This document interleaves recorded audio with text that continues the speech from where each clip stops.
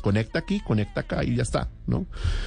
Pues se suma a esta conversación a esta hora de la noche precisamente José Daniel López. Él es el presidente de Alianza IN, el gremio de las plataformas digitales, y que muy juiciosamente, por lo que veo en el trino, se leyó la ponencia y aquí nos la ha explicado en detalle a través de Twitter. José Daniel, bienvenido, buenas noches. Juan Manuel, buenas noches. Un saludo a Ana Milena, a toda la mesa de trabajo de Blue 4.0 y a sus oyentes. José Daniel, ¿cómo quedó entonces la ponencia? ¿De verdad se van a encarecer automáticamente las tarifas de muchos de los servicios digitales que todos consumimos? Streaming, películas, música, suscripciones, publicidad para los emprendedores, ¿todo?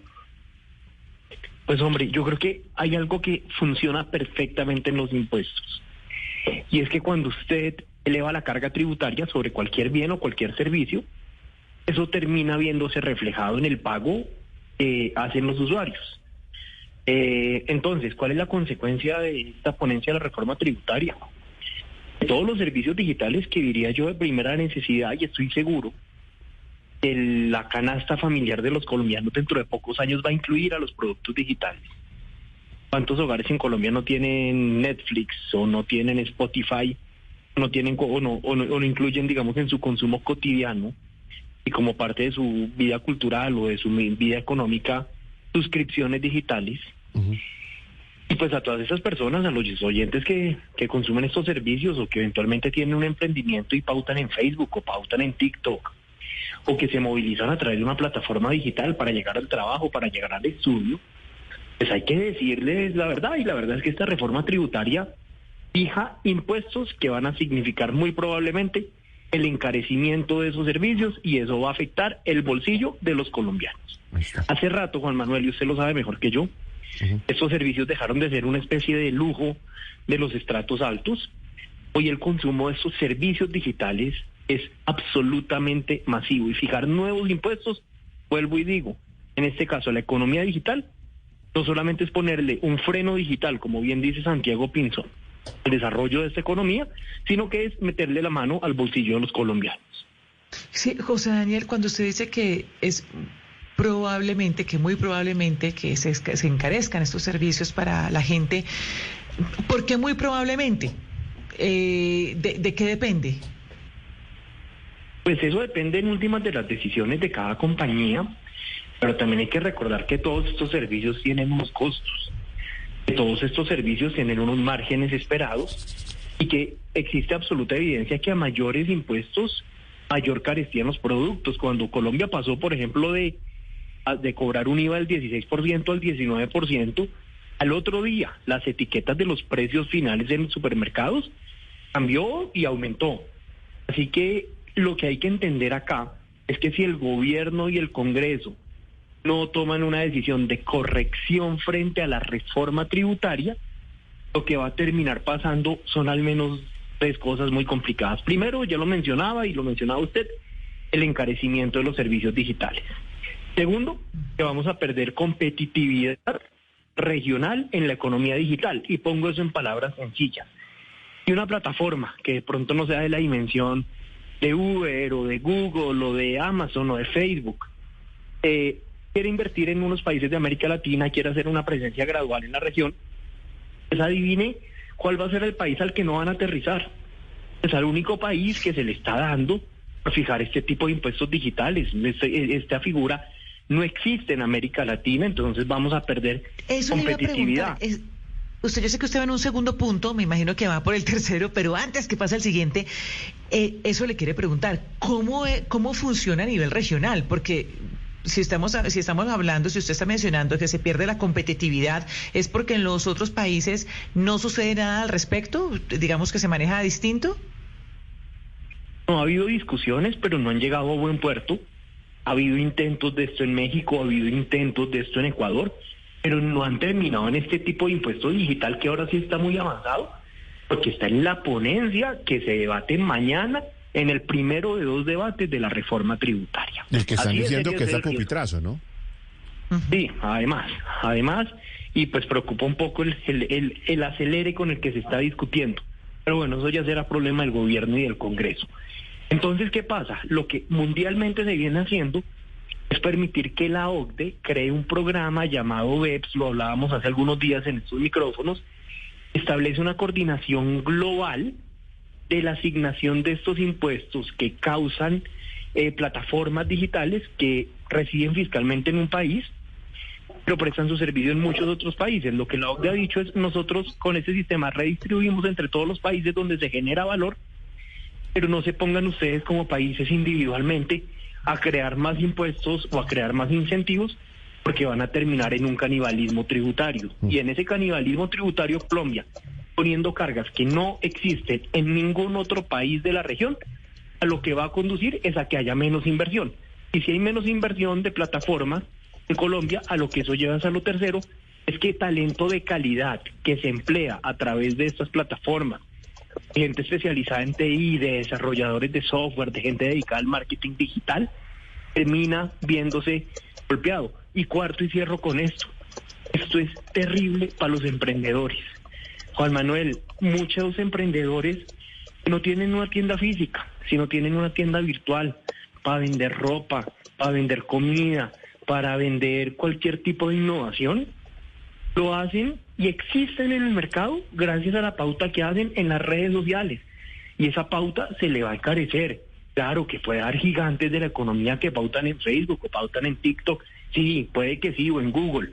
Pero también este es el medio por el cual existen en el mercado los emprendedores en Colombia, que cada vez viven más en el escenario digital. Es que claro, que estemos tan preocupados. Es que, a ver, o sea, seamos claro, un emprendedor pues uno quisiera que pusiera comerciales de televisión o quisiera grandes campañas de radio, qué mejor que estuviera, pero pues obviamente el presupuestico les da para... ¿Con qué? Digo el presupuestico, no de manera despectiva, sino pues la forma de hacer rendir el presupuesto, que es marketing digital, y después llegan a los grandes medios, obviamente. Quiero darle la bienvenida también, si ustedes me lo permiten, por favor, al vicepresidente de la Cámara de Comercio Colomboamericana, ANCHAM, a Santiago Marroquino. Él es el vicepresidente ejecutivo, porque la pregunta que queda en este ambiente es: ¿qué piensan las empresas norteamericanas presentes en este mundo? Las Big Tech, prácticamente todas presentes aquí en Colombia, creciendo a grandes ritmos de consumo de este nuevo impuesto, de esta reforma. Bienvenido, Santiago, buenas noches. Buenas noches, Juan Manuel, buenas noches, Ana Milena, Mónica, José Daniel y al público que nos está oyendo. Pues efectivamente, esto tiene unas implicaciones bien complejas, y con las empresas que usted menciona y del tamaño de un Google, en donde este nuevo impuesto lo que hace es algo parecido a lo que decía José Daniel, y es que efectivamente nos vuelven menos competitivos, menos atractivos para llegar con diferentes ofertas, porque si a usted le llegan a imponer un impuesto como el que se pretende en esta reforma tributaria, simplemente por el número de conexiones y por lo que usted está transando en Colombia, imagínese lo que le tocaría pagar a estas grandes empresas. Y precisamente pues esto viene más allá de la OCDE, también a través de OMC, bueno, y de otras organizaciones, en donde se ha tratado de reglamentar y de establecer cómo sería el manejo de estos impuestos. Y pues aquí estamos innovando, aquí en esto estamos siendo un poco creativos frente a la región, y me atrevería a decirlo que frente al mundo, en establecer un tipo de impuestos como el que se está incluyendo, pues, de presencia económica significativa en esta reforma. Y trae más cosas negativas, o sea, es que no es solamente para las empresas pequeñas, para los emprendedores tiene unas complejidades que también los impactan. Uh-huh. Precisamente antes de movernos allá, Santiago, yo sí quisiera profundizar, y era donde quería llevarlo en esta conversación, y es, usted plantea el tema de la OCDE. ¿Por qué se lo digo? Ayer con Mónica hablábamos para entender las razones por las cuales el día sin IVA había generado un cambio en la decisión del gobierno, y decíamos, claro, usted dice a estos sí día sin IVA y a estos no, cuando tiene tratados internacionales y acuerdos comerciales, la Organización Mundial del Comercio no va a estar muy contenta. ¿Qué piensa la OCDE y qué pensaría la Organización Mundial del Comercio cuando usted les cambia las condiciones a las empresas, grandes empresas tecnológicas? ¿Qué pudiera suceder cuando usted impone un impuesto unilateral no cumpliendo con esa recomendación de la OCDE de, oiga, todos los países pongámonos de acuerdo en un solo impuesto, Mónica? ¿Cuál sería el impacto? Pues, ¿de qué tamaño sería el impacto? Santiago. Pues el impacto, mire, les voy a poner un ejemplo. Yo no sé si ustedes oyeron, hace un par de años Francia estableció el impuesto a las grandes empresas tecnológicas. Sí, claro, aquí lo contamos, aquí lo analizamos. Exactamente, y Francia estableció ese impuesto e inmediatamente, pues los Estados Unidos, en términos de reciprocidad, porque pues los acuerdos comerciales lo que traen es un tema de reciprocidad, pues lo que estableció fue el impuesto al vino. Y eso generó unas reacciones inmediatas, porque pero claro, frente a lo que producía, pues mucho frente a lo que es el mundo tecnológico y el producto de exportación número 1 de Francia, pues tenía un impacto importante. O sea, entonces, Mónica, le quiero decir una cosa, Santiago, escúcheme, pero Ana Milena quedó preocupada porque la conclusión es, por esa reforma le van a poner impuesto al vino en Colombia. Santiago, no le dañe la noche a Ana Milena. Por favor, Santiago. ¿Cuál es nuestro producto? ¿Cuál es nuestro producto? No se meta con lo sagrado. No genere pánico. Cuidado, Santiago, Aquí tendríamos unos impactos complejos. Y es que nosotros efectivamente tenemos un tratado de libre comercio. En ese tratado de libre comercio se establecen unos temas de reciprocidad y adicionalmente pues hay unas normas específicas frente a estos impuestos en donde donde nosotros le generemos algún tipo de impuestos a las grandes tecnológicas, que la mayoría son de origen americano, pues eso podría tener unas consecuencias en términos de reciprocidad y cuáles son los productos principales que nosotros exportamos y donde pues nos lleguen a poner ahí aranceles o impuestos, pues se nos complica un poco más la vida. Santiago, ¿cuál podría ser un ejemplo de eso que usted está mencionando en términos de reciprocidad? ¿Cómo se podría afectar para que la gente entienda? Pues es que si yo le pongo un impuesto digamos en general a las plataformas tecnológicas, podría terminar, no estoy diciendo que esto sea así, que esto lo diga el gobierno americano, pero podría terminar en un impuesto al café, a las flores, al banano, que son los productos que nosotros exportamos principalmente a Estados Unidos, por un tema de reciprocidad. José Daniel, hablando de este tema de reciprocidad, ¿qué tanto se podrían encarecer los servicios digitales? Si puede poner algunos ejemplos mejor con esta reforma. Hombre, Juan Manuel, yo no me quiero aventurar con números, porque entre otras la fórmula de cálculo que plantea la reforma tributaria es confusa, no es fácil técnicamente de implementar.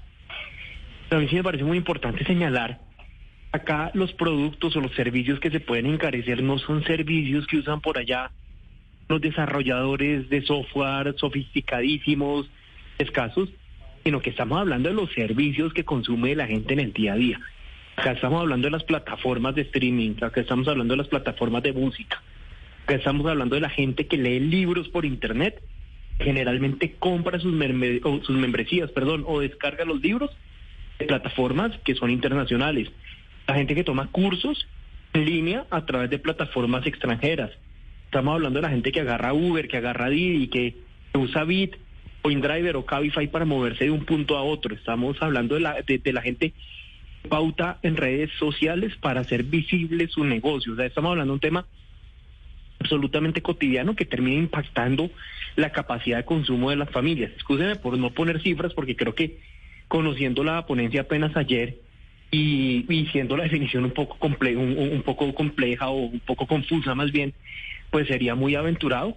Pero lo que sí es cierto es que una reforma tributaria que pretende generar igualdad, lo que más debiera cuidarse es de no tocar el bolsillo de la gente. Bueno, pero encarecimiento sí.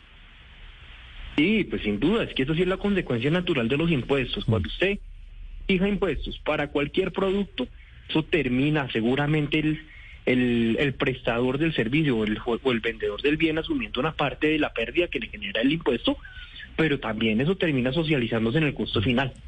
José Daniel. A mí sabe, qué pena que Por lo favor, Ana interrumpa, Milena, Juan Manuel. A mí es que estaba pensando que nosotros le hemos dado, pues como en todos los medios, porque claramente esa es una preocupación de los colombianos, creo que le toca el bolsillo a todos, porque esto no es solamente a unos cuantos ni a unas empresas grandes, no, esto de verdad nos golpea a todos de una u otra manera, porque lo hemos dicho incluso con las plataformas, por ejemplo. Si usted es usuario de una plataforma como Netflix, por ejemplo, pues seguramente ya no va a pagar lo mismo que está pagando ahora, sino que va a pagar más, etcétera. Esto como pues para que la gente lo entienda.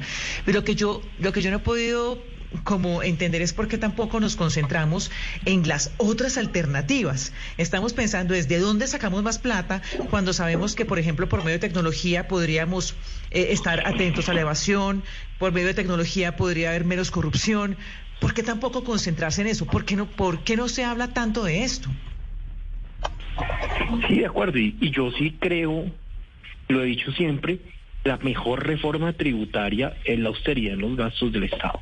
Además, Acá solamente si se hiciera un recorte del 10% en el gasto de funcionamiento del Estado, se cubre lo sustancial de esta reforma tributaria.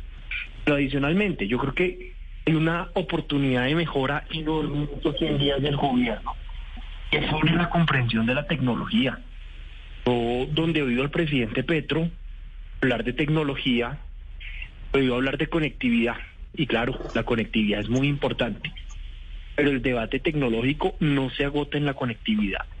Acá es fundamental hablar de otros temas, acá es fundamental hablar de economía colaborativa, acá es fundamental hablar de economía digital. Yo veo que todo este mundo, este ecosistema digital es absolutamente compatible con la propuesta de cambio de este gobierno, pero los veo mirando solamente hacia la agricultura, que es muy importante, solamente mirando hacia la industria, solamente mirando hacia la transición energética, y lo que debieran comprender mucho mejor es que potenciar el desarrollo tecnológico, como usted dice, Ana Milena, es el mejor vehículo para potenciar estos motores de transformación que pretende el gobierno, pero la tecnología no puede seguir siendo como una especie de tema obligado al que no se le da la suficiente importancia, y yo creo que un gobierno de cambio, luego de todo lo que pasó además en el gobierno pasado, el primer mensaje que debería dar es poner la tecnología, poner la innovación, poner el emprendimiento en el centro de su agenda, claro, y no simplemente acordarse de ella cuando están buscando fuentes para una reforma tributaria. Eso sí sería un gran cambio. Oigan, debemos cerrar, pero ¿qué hacer? O sea, listo, que no vaya este tema, que no se grabe de esta manera la economía digital. ¿Cuál es la salida? José Daniel, un minuto, y después usted, Santiago, para cerrar.